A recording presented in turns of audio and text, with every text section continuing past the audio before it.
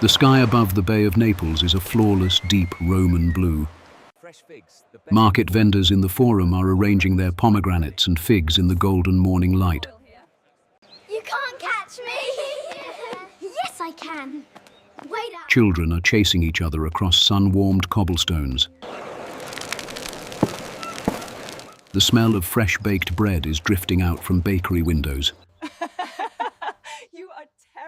A woman in a saffron-coloured stola is laughing with her neighbour over a low terracotta wall. Somewhere nearby, a dog is barking lazily. This is Pompeii, a city of 20,000 souls, alive, loud, fragrant, and utterly, catastrophically unaware. Then, the mountain moves.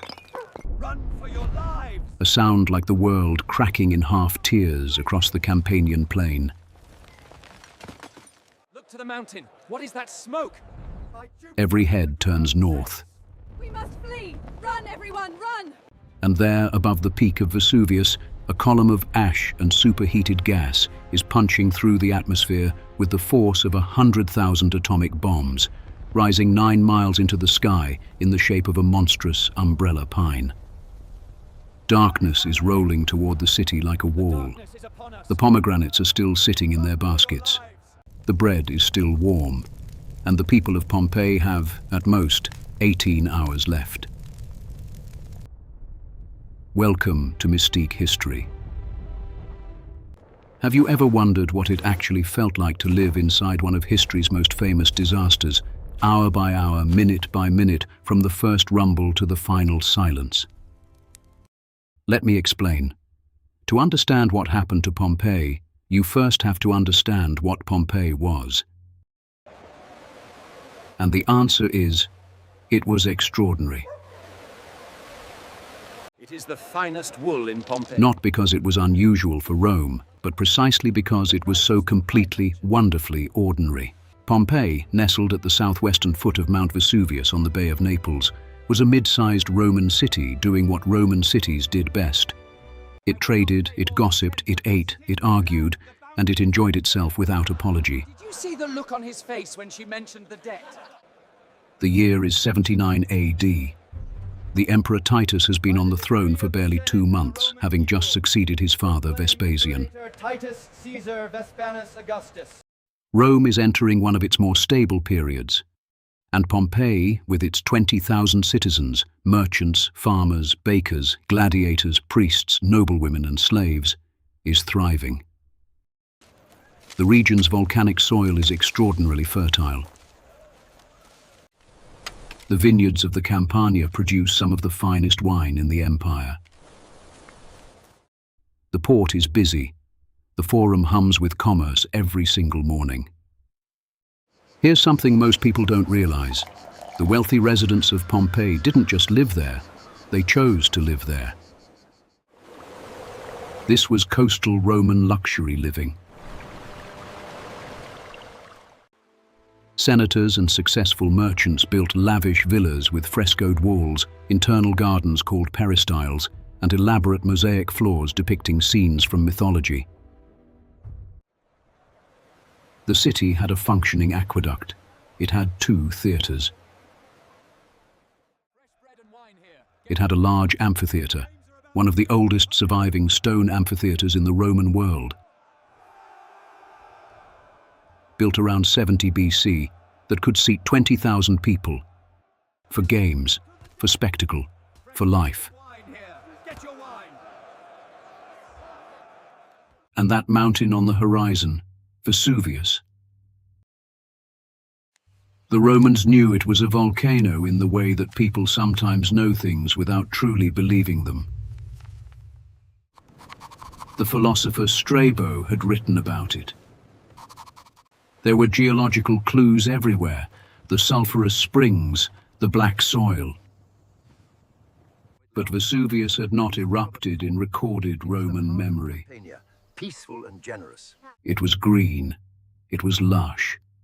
Vineyards crept right up its lower slopes. It is just a mountain. It has sat there for... The Romans thought it was dormant. Some thought it was simply a mountain. They were wrong in the most catastrophic way imaginable. The warning signs had been building for years, actually for decades. Get out! Run for your lives! Back in 62 AD, a massive earthquake had struck the region, causing widespread structural damage throughout Pompeii and the surrounding towns. Agreed, you won't find better quality in Pompeii. 17 years later, in 79 AD, some of those buildings still hadn't been fully repaired. The baths at last. Scaffolding was still visible around certain temples and bathhouses when the end came. That earthquake in 62 AD, seismologists now understand, was almost certainly caused by magma moving deep beneath the earth, beneath Vesuvius, pushing into new chambers, cracking ancient rock. The mountain was waking up. It was waking up slowly, over nearly 2 decades. And nobody knew. Then, in the days immediately before the eruption, the signals intensified. For approximately 4 days leading up to the disaster, the people of Pompeii and the surrounding region felt small, repeated tremors. The ground shuddering underfoot, cups rattling on shelves, wells running dry or changing flavor, a sign of shifting groundwater caused by volcanic heat deep below. Don't worry, friend, just the mountain grumbling again. Minor earthquakes were actually quite common in Campania, though. Yes, the harvest was good this year. Pliny the Younger, writing from across the bay at Misenum, noted that the tremors in the days before the eruption were not especially alarming by local standards. The ground swallows us first. People had grown used to the earth occasionally grumbling. So I told him, if the olives arrive bruised again... They adjusted. They carried on. Rightly so. Did you hear about the privatization proposal? On the morning of the eruption, almost certainly in late October of 79 AD, though the traditional date given for centuries was August 24th, the skies over Pompeii were clear. There is now compelling evidence from recent archaeology, including a charcoal inscription discovered at Pompeii in 2018, that the eruption actually occurred in mid to late October rather than August. It's the inscription. It's perfectly preserved. Pomegranates found in the ruins were in their autumn ripeness. We use the pointer to highlight these thick folds. This heavy wool garment proves... People found wearing heavier cloaks suggest cooler weather. The seasonal details preserved in the ash quietly contradict the old summer date. This is one of those extraordinary moments where the ruins themselves correct the historical record. Fresh olive oil from Campania. Best price in Pompeii. So picture a cool, bright autumn morning. The forum is active. That will be 3 sestertii for the spiced wine. A fair price. Shops called thermopolia, essentially the fast food counters of the Roman world, with large terracotta jars sunk into stone counters, filled with hot stews and wine, are already open for business. Workers are at their trades.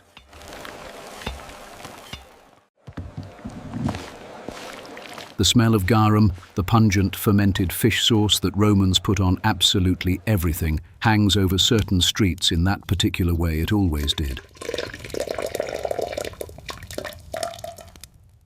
This is an alive city, a city mid-breath. Then, around noon, possibly as early as 11 in the morning according to the most recent volcanological research, everything changes. A sound. Deep, foundational, wrong, like the earth has shifted on its axis, and then the sky above Vesuvius simply explodes. The eruption column blasts upward at hundreds of kilometers per hour.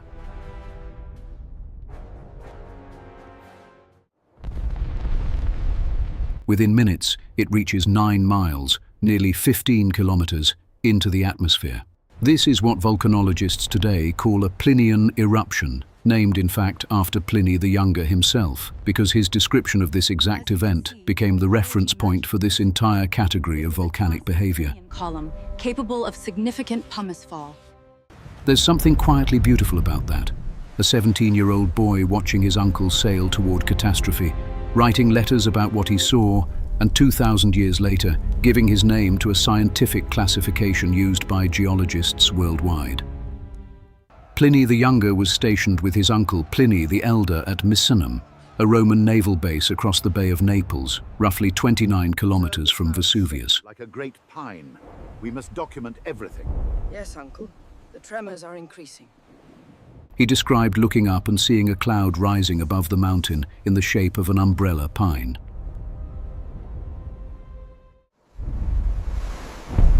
First a tall trunk, he wrote, and then spreading branches at the top. The color, he noted, shifted, sometimes white, sometimes dark and mottled, depending on the density of the ash it carried. And now, here is where the story splits into two. Two men, two choices, two fates. Pliny the Elder was the commander of the Roman fleet at Misenum. He was also one of the ancient world's greatest scholars, the author of Naturalis Historia, a 37-volume encyclopedia of natural science that remained one of the most important reference works in Europe for over 1,000 years. He was a man constitutionally incapable of ignoring a fascinating natural event. We must go inside now before it is too late. And across the bay, he could see people trapped on the shoreline, unable to escape by sea because of the turbulent waves generated by the ongoing eruption. Spare my family! Do not let the mountain take us! He made a decision that would cost him everything. He ordered his warships launched. Push away from the dock! He was going in. His nephew refused to go. Not out of cowardice. Pliny the Younger was 17, and his uncle actively encouraged him to stay behind and continue studying. So the older man sailed east across the increasingly dark bay, ash beginning to fall on the ships like grey snow, the water growing shallower from falling pumice, while the younger man stood on the shore at Misenum and watched the sky turn the colour of iron. Back in Pompeii, that first phase of the eruption, the towering column raining pumice and ash downward, was already creating an impossible situation.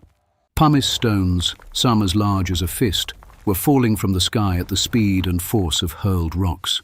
Roofs were beginning to groan under the accumulated weight. Within the first few hours, lightweight terracotta tile roofs began collapsing, trapping anyone sheltering beneath them. The streets were filling, ankle deep, then knee deep. We have to get out of here! Where is everyone? It's too dark! People had to hold torches in the middle of the day because the ash cloud had swallowed the sun. Here is a detail that stops most people cold. Some residents of Pompeii actually survived the first phase of the eruption. The pumice fall, terrible as it was survivable if you moved quickly, covered your head, and fled to the south, away from the volcano. The roads out of Pompeii leading south and west were clogged with people doing exactly that. Thousands escaped. 1, 2, 3. We know this because 20,000 people lived in Pompeii, and somewhere between 2,000 and 11,000 perished, meaning the majority actually got out.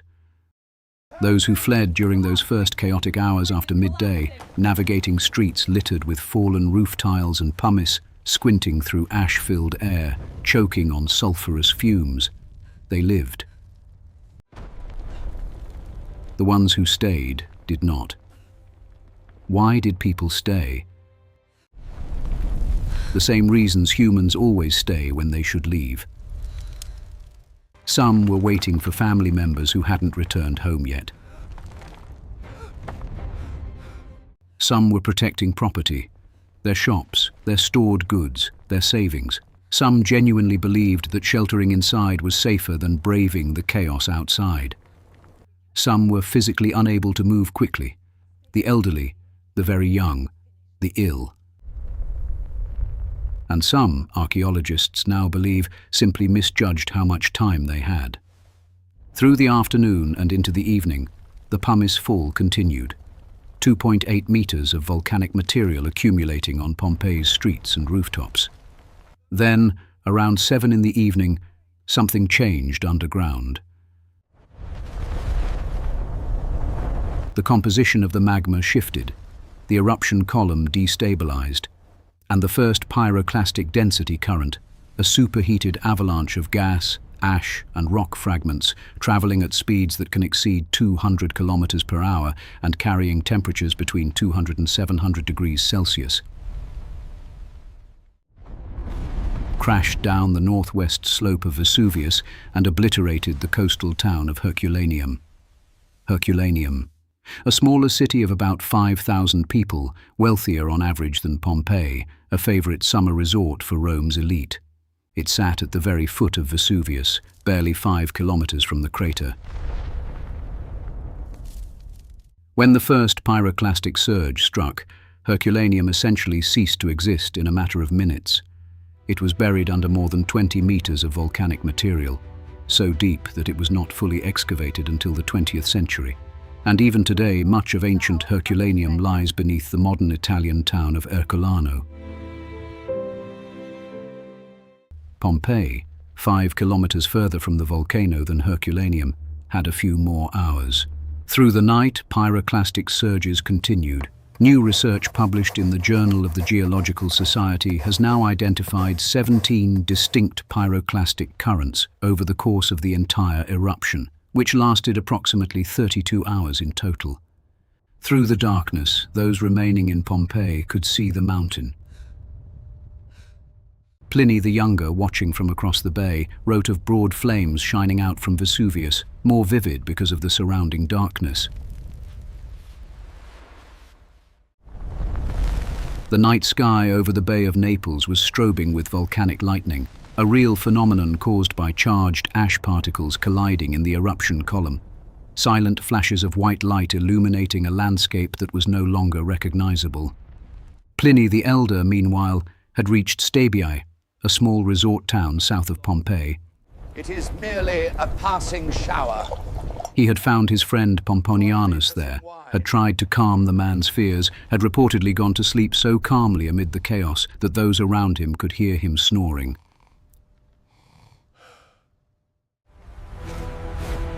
He woke when the situation grew more dangerous, walked toward the shore to assess escape by sea, and there, on a beach covered in fallen pumice, surrounded by sulphurous fumes and surrounded by the sounds of a world ending, he collapsed. He was 56 years old and had suffered from respiratory problems throughout his life. The fumes from the eruption overwhelmed him. His body was found 3 days later, fully clothed, intact, lying on the beach as though simply resting. The greatest naturalist of the ancient world, undone by the very natural forces he had spent his life studying.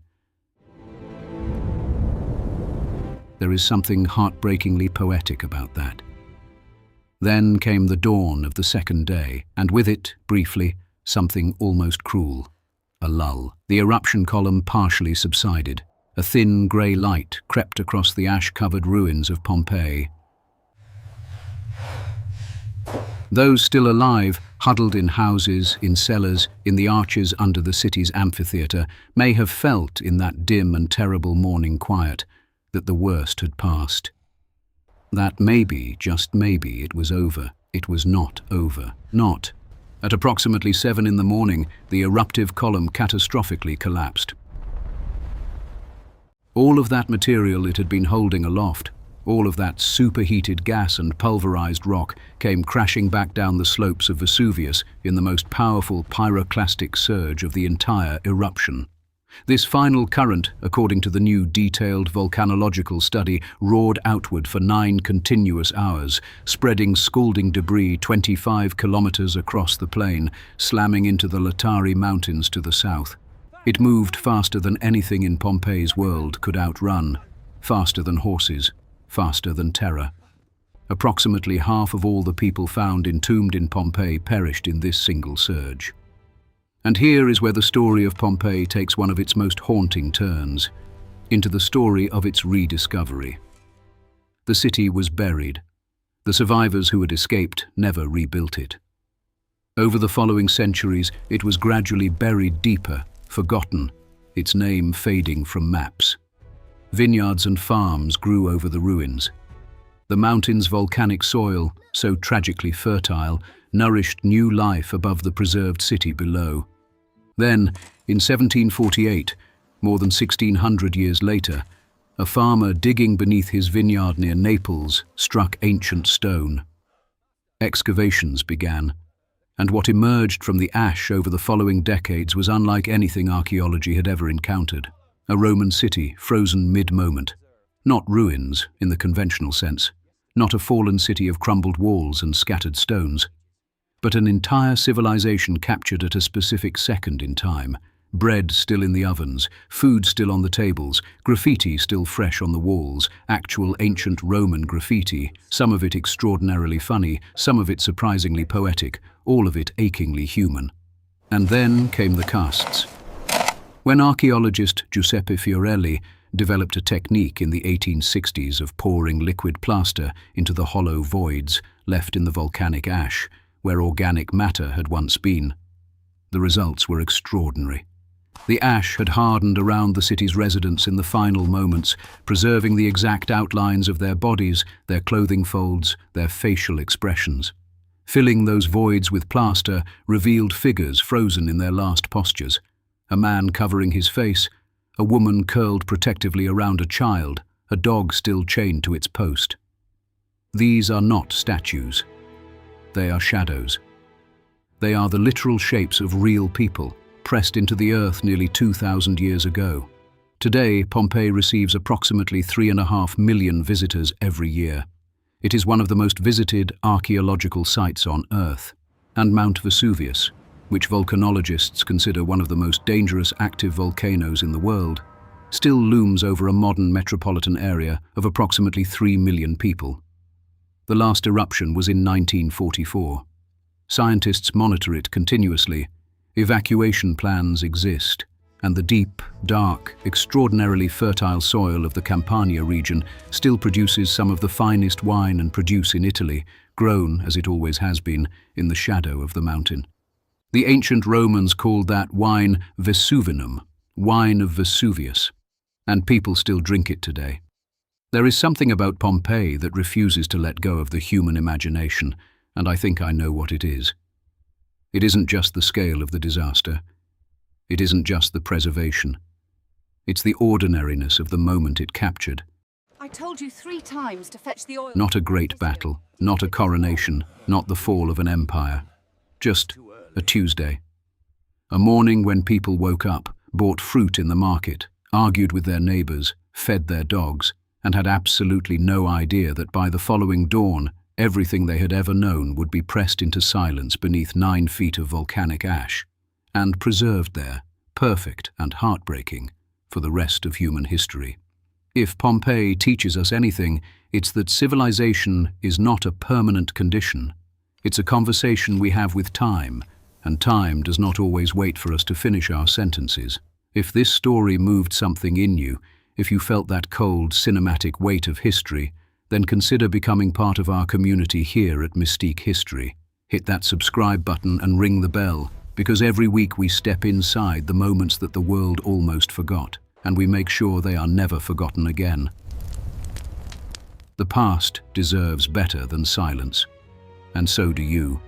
I'm your host at Mystique History, and I want to know, what historical event should I recreate next?